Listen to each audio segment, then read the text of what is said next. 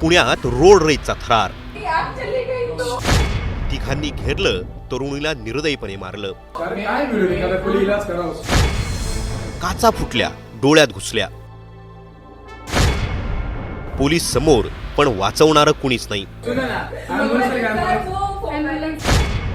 पुण्यात सिग्नलवरही महिला सुरक्षित नाहीत।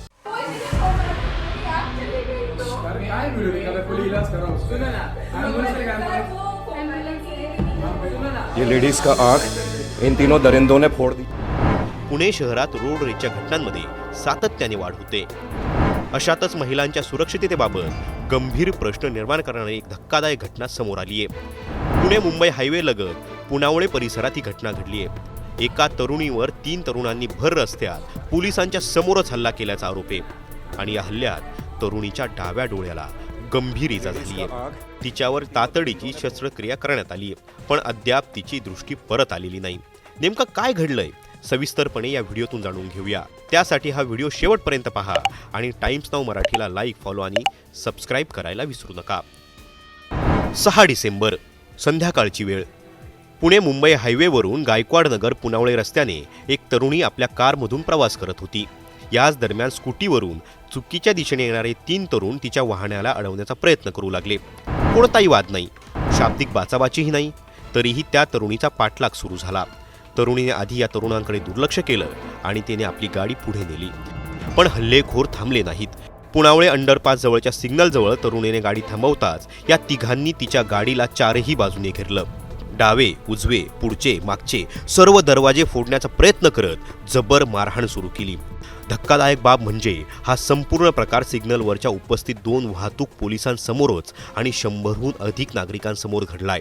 पीडित तरुणी मदतीसाठी आरडाओरडा करत होती, पोलिसांकडे मदतीची विनवणी करत होती, पण कुणीही तिच्या मदतीला आलं नाही असा गंभीर आरोप त्या तरुणीने केलाय। या हल्ल्यादरम्यान इमर्जन्सी क्रमांक 112 वरून फोन करून मदत मागवण्यात आली, पण त्यानंतरही हल्लेखोर थांबले नाहीत। ते सतत तरुणीवर हल्ला करतच राहिले। याच वेळी तरुणीच्या हातात मोबाईल होता।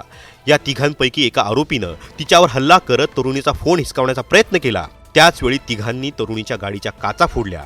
यात तरुणीच्या डाव्या डोळ्यात गाडीच्या धारदार काचांचे तुकडे घुसले। यामुळे तरुणी अक्षरशः कळवळली। डोळ्यात काचा खुपत होत्या, त्यामुळे तीव्र वेदना व्हायला लागल्या आणि रक्तस्रावही सुरू झाला। तरुणी मदतीसाठी याचना करत होती।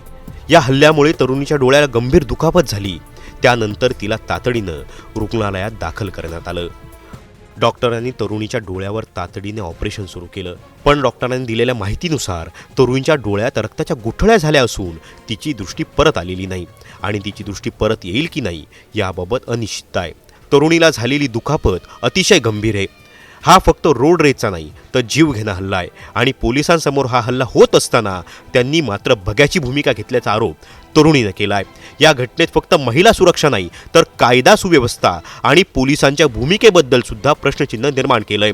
पुणे पोलीस करतायत काय? पुण्यात जर मोठ्या शहरात सिग्नलवर पोलिसांच्या समोर महिला सुरक्षित नसतील तर सर्वसामान्यांनी कुणावर विश्वास ठेवायचा? रोड रेज सारख्या घटना, महिलांवरील हल्ले आणि गुन्हेगारांमध्ये असलेली निर्भयता हे सगळं धोक्याची घंटा नाहीये का? ही घटना म्हणजे फक्त एका तरुणीवरचा हल्ला नाही तर शहराच्या सुरक्षा व्यवस्थेवर असलेलं मोठं प्रश्नचिन्ह आहे। या घटनेतील दोषींवर तातडीनं कठोर कारवाई होणं गरजेचं आहे आणि महिलांना रस्त्यावर फिरताना खरंच सुरक्षित वाटेल का याची जबाबदारी प्रशासनानं घेणं गरजेचं आहे। तुमच्यासोबत पुणे आणि पिंपरी चिंचवड परिसरात अशाच प्रकारची घटना घडली आहे का? रोड रेजचे प्रकार पुणे आणि पिंपरी चिंचवडमध्येच नेमके का होतात? याबद्दलचं तुमचं मत खाली कमेंट करून नक्की कळवा आणि आमच्या चॅनलला सबस्क्राईब करायला विसरू नका।